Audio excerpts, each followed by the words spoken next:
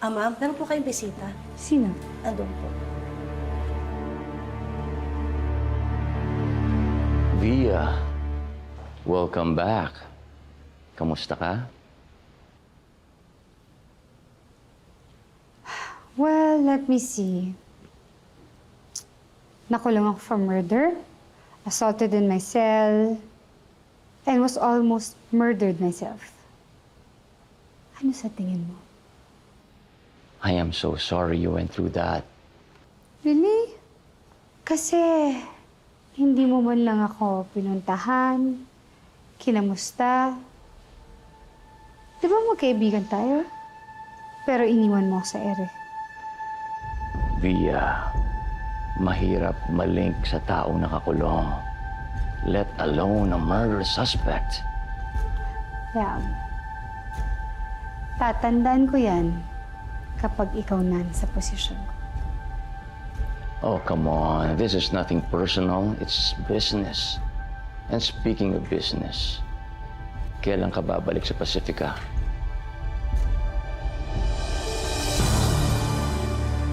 What do you mean? Well, you are the rightful CEO of Pacifica. Or are you gonna let Trina take your place?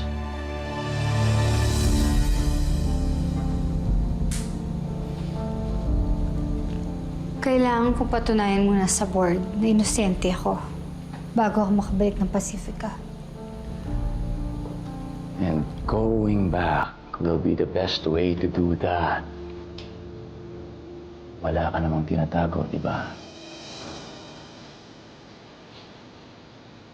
Wala. But you know, it doesn't matter because for sure yung board, wala nang tiwala sa akin. Then, make them trust you.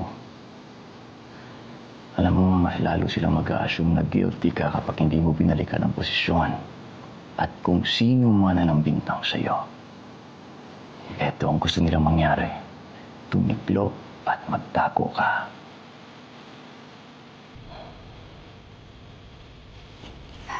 I've been meaning to ask you this, Victor. Bakit mo ba ako tinutulungan? Because I need something from you, Via.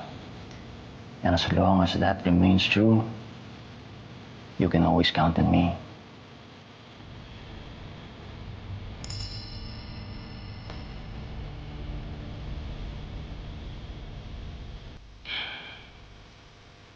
I have to go. Trust me on this one.